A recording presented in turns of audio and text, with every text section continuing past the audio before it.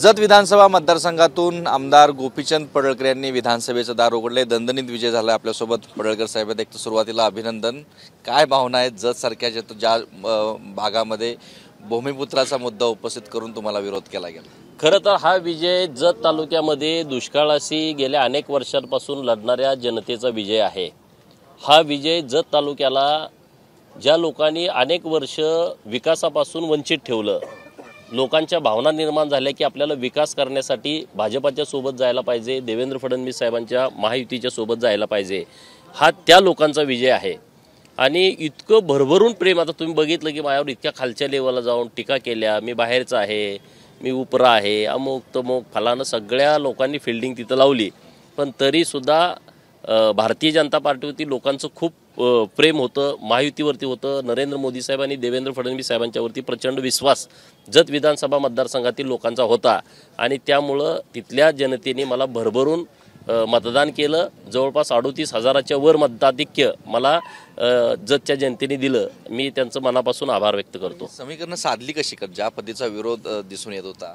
नाही काय, आम्ही लोकात होतो, लोकांच्यात जात होतो, लोकांच्यामध्ये खूप उत्स्फूर्तता होती आणि मी बघितलं, तुम्ही सगळ्या गावामध्ये माझा दौरा झाला, वाड्या वस्तीवरती दौरा झाला, दुसऱ्यांदा परत काय गावामध्ये आम्ही नियोजन केलं। देवेंद्र फडणवीस साहेबांनी पहिल्यांदा प्रचाराचा शुभारंभ जतमधून केला आणि लोकांना विश्वास दिला की मी तुमच्यासोबत आहे। 288 क्रमांक विधानसभा नंबर असला तो इतर पक्षांसाठी असेल, पण माझ्यासाठी नंबर 1 आहे। लोकांना ते अपील झालं आणि त्यांनी उमदीच्या MIDCमध्ये मोठा प्रकल्प देण्याचं मान्य केलं। अनेक गोष्टी झाल्या की ज्या माझ्यासाठी खूप पॉझिटिव्ह होत्या आणि आमचे सगळे टीमवर्क खूप जोरात झालं। सगळे आम्ही महायुतीचे सगळे नेते मंडळी, तिथले सगळे सरपंच, तिथले जिल्हा परिषदच्या लेवलचे सगळे पुढारी, पंचायत समिती लेवलचे पुढारी सगळे ताकदीनं लढले आणि माझ्यासोबत काम करणारी आपल्या आटपाडीतली काही टीम तिथं होती, महाराष्ट्रातून काही मुलं आली होती, त्यांना प्रत्येक बूथची जबाबदारी दिली होती। प्रत्येक पंचायत समिती गणाला प्रमुख नेमला होता, प्रत्येक बूथवरती 2 आपले सगळे सहकारी मित्र दिले होते आणि त्यामुळे त्यांनी समन्वय करून खूप चांगल्या पद्धतीनं काम केलं। जो कोणी नाराज आहे त्याच्याकडे गावातला कार्यकर्ता जात नव्हता, पण माझ्या जवळचा जो सहकारी होता तो जायचा, भेटायचा, त्याचं माझ्याशी बोलणं करून द्यायचा। 15 दिवस ते झोपलेच नाहीत, रात्री 3-3 वाजेपर्यंत काम करायचे। असं खूप चांगलं समीकरण जुळलं आणि लोकांनी मला स्वीकारलं। तिथलं महत्त्वाचं मॅनेजमेंट करणं हा आपला विषय आहे, परंतु लोकांनी स्वीकारायला पाहिजे ते। मी तर असं म्हणेन की आटपाडी तालुक्यानं माझ्या राजकारणाचा, समाजकारणाचा खानापूर आटपाडीच्या लोकांनी पाया खोदून ठेवला आणि त्या पायामध्ये महाराष्ट्रातल्या धनगर समाजाच्या लोकांनी दगड भरले, पाया भरून घेतला आणि त्याच्या भिंती सगळ्या उभा केल्या या महाराष्ट्रातल्या सगळ्या बहुजन 18 पगड जातीतल्या लोकांनी आणि त्याच्यावरती स्लॅब टाकला देवेंद्र फडणवीस आणि भारतीय जनता पार्टीने। आज कळस चढवलाय तो जतच्या लोकांनी चढवलाय, असं मला माझ्या राजकारणाच्या ह्या सगळ्याच्या बाबतीमध्ये माझं असं मत आहे। इकडे आपलं हे यश आहे, दुसरीकडे महायुतीचं दणदणीत यश आहे, कसं बघता यश? अहो, माझं यश सोडून द्या, मला 100% माझ्या यशाचा आनंद आहे, पण देवेंद्र फडणवीस साहेबांच्या नेतृत्वामध्ये 132 भाजपाचे आमदार येत आहेत ह्याचा मला प्रचंड आनंद आहे। 5 वर्षामधला हा सगळ्यात आयुष्यातला सगळ्यात मोठा आनंद असेल। अरे, एका माणसाला तुम्ही किती बदनाम करता, किती त्यांच्यावरती टीका करता, तो माणूस आहे म्हणून टिकला। सगळ्या बाजूनी बाण, सगळ्या बाजूनी अटॅक, इतक्या खालच्या लेवलला जातीयवादाचा ज्यांच्या केडा बळवळत होता तो आता ठेचून काढला लोकांनी महाराष्ट्रातल्या। म्हणजे मला तर इतका या गोष्टीचा राग येतो ना या विषयाचा। अरे, ह्या महाराष्ट्राला मिळालेला कोहिनूर हिरा आहे आणि त्या हिऱ्याला तुम्ही जपण्यापेक्षा तुम्ही त्याला डॅमेज करण्याचा प्रयत्न करताय। पुरोगामी थोतांड पुरोगामीवाल्यांना या महाराष्ट्रानं त्यांची लायकी आणि जागा दाखवून दिली की आम्ही देवेंद्र फडणवीस साहेबांच्या सोबत आहोत, ताकदीनं सोबत आहोत, हे रिझल्टमधनं आज दाखवून दिलं। अरे, 51-52 सीटा तुमच्या येत नाहीत, हे किती दुर्दैव आहे। आज मला त्याचा आनंद खूप आहे की पुन्हा देवेंद्र फडणवीस साहेब इतक्या ताकदीनं महाराष्ट्रामध्ये आलेत आणि जनतेने त्यांना डोक्यावरती घेतलं। आता महाराष्ट्राची चिंता मिटली, महाराष्ट्राच्या विकासाची चिंता मिटली। आता एकदम बिनघोरपणे महाराष्ट्रामध्ये चांगल्या पद्धतीचं राजकारण पण होऊ शकतं आणि विकासाचं पण राजकारण होऊ शकतं। मुख्यमंत्री, अरे, तो विषय वरिष्ठ ठरवतील, पण देवेंद्र फडणवीस साहेबांच्या अरे त्यांना तुम्ही इतकं रोज तरी आम्हाला तुम्ही बोलू नका, आमच्यासारख्यानं पण बोलू नका। पवार तर देवच करून टाकला होता, पवाराला काही बोलू नका, चाणक्य। अरे, कुठले चाणक्य? काय आज परिस्थिती झाली बघा ना। मी त्या विषयावरती लय बोलणं आज उचित नाही, पण काय वातावरण होतं सांगा ना टीव्हीवरती, चॅनेलवरती। कॉलेज मीटिंग, जयंतराव तर असा नव्या नवरीगत नटून फिरत होता मुख्यमंत्री झाले मग।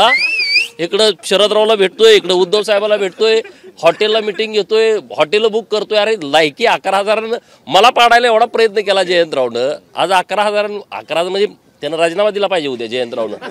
जर खरं तर जयंत पाटलाला लाज वाटत असेल ना, मी लय मोठा नेता आहे, मी असा करतोय, मी तसा करतोय. आता देवेंद्र साहेबांच्या रात्री आज पायात पडल. दम नाही ना, विरोधात राहायचं सुद्धा धमक लागते, दम लागतो. विकासाकडे धास्ती घेतली पराभवाची असेल. आता काय आता तुम्हाला माहीत असेल काय परिस्थिती असेल. हा लय वाईट. अहो मुख्यमंत्री पदाचे किती उमेदवार पडले. पृथ्वीराज चव्हाण मुख्यमंत्री, तिकडं बाळासाहेब थोरात मुख्यमंत्री, नाना पटोले आले का पडले. काय कसं विश्लेषण करते. हे बघा, नरेंद्र मोदी साहेबांचं जे काम आहे, तुम्ही लोकसभेच्या वेळेस तुम्ही चुकीचे प्रचार केला, संविधान बदलणार, त्यामुळं बरीच लोक विरोधामध्ये गेली. 400 पारची आमची घोषणा असल्यामुळे ह्यानं भीती घातली. आता ती परिस्थिती आहे का. महाराष्ट्रात किती वातावरण खराब करून टाकलं होतं.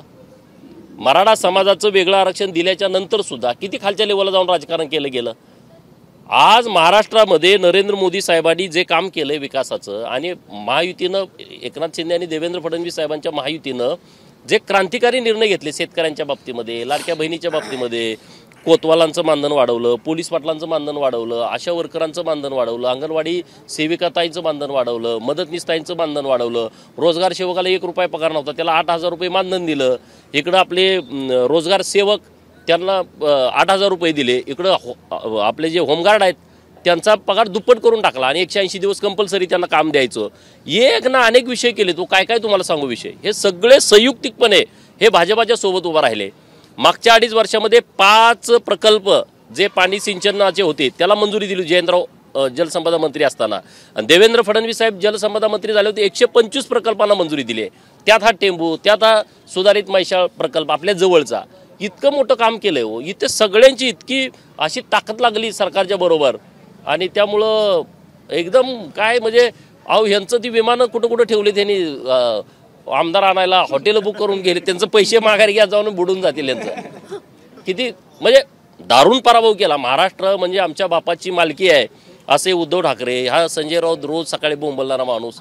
महाराष्ट्र म्हणजे आमचा आहे. शरद पवार म्हणजे मी एकदा 55 माझे गेले होते, ते 55च्या 55 मी पाडले होते. अरे कुठे गेले आता. नातू निवडून यायच्या तोंडाला फेस आला तुमच्या. आता एक पडला किती 1 लाखानं बारामतीचा, दुसरा काहीतरी पडलाय का आलाय तो आलाय. तो आला असेल 1,000-1,200 मतानं. म्हणजे तोंडाला फेस आला तुमच्या. घरातली माणसं निवडून आणायला. आव्हान जतचं दुष्काळ आणि बाकी हे बघा, मला आता तिथल्या लोकांनी आमदार केलेला आहे. माझी जबाबदारी प्रचंड वाढलेली आहे. आता मला सरकार आल्यामुळं मी तिथं जेवढ्या लोकांना ज्या लोकांचे जे प्रश्न आहेत त्यांना मी आश्वासन दिलेलं आहे. आता मला 5 वर्ष दुसरं काही काम नाही. जत तालुक्याचा सर्वांगीण विकास करणं, जत शहराचा चेहरामोहरा बदलणं, ऊसाचा कोयता माझ्या भगिनीच्या हातातनं हद्दपार करणं. मी सगळ्यात मोठं चॅलेंज स्वीकारलंय. 35,000 ऊस तोड मजूर आता मी मताला आणले त्यांना. ते बाहेर गेले होते ऊस तोडीला. आज थंडी किती पडल्या बघा ना. मी सकाळी जेव्हा घरातून बाहेर पडलो 5-5:30ला, तेव्हा मला शक्य नव्हतं गाडीत बसायचं. मग ती माझी मायमाऊली त्या कापडी पालामध्ये किंवा मेन कागदाच्या पालामध्ये कशी राहत असेल. माझ्यावरती सगळ्यात मोठं आव्हान आहे की तो ऊसाचा कोयता हद्दपार करणं. मी तुम्हाला सांगतो विश्वासानं 2 वर्षाच्या आतमध्ये ऊसाचा कोयता हद्दपार करणार. तिथल्या पोरांच्या हाताला काम देणार. MIDC जी उमदीची आहे त्या MIDC मध्ये साहेबांच्या पाठीमागं लागून मी मोठा प्रकल्प आणणार म्हणजे आणणार. त्यामुळं आता तिथं काम करायला एकदम चांगलं आहे. आणि मंत्रिपदाचे अरे तो विषय आता कुलदीप दादा, हे सगळे प्रश्न रेटण्यासाठी पुढे प्रलंबित प्रश्न जे आहेत ते मार्गी लावण्यासाठी मंत्रिपद नक्की. कुलदीप दादा, भारतीय जनता पार्टीनं मला उमेदवारी दिली, मला आता संधी दिली. तो आता पार्टीचा विषय, पार्टी कोणाला द्यायचं काय द्यायचं ते ठरवतील. आपला विषय नाही. आपला नेता आता तिथं मजबूतीने आला, ह्याच्यापेक्षा दुसरा काय आनंद आहे. मुख्यमंत्री व्हायला. अरे ठीक आहे चला. तर हे होते आमदार Gopichand Padalkar. Camera person Kuldeep Mane, ABP माझा, सांगली. ABP माझा, उघडा डोळे बघा नीट.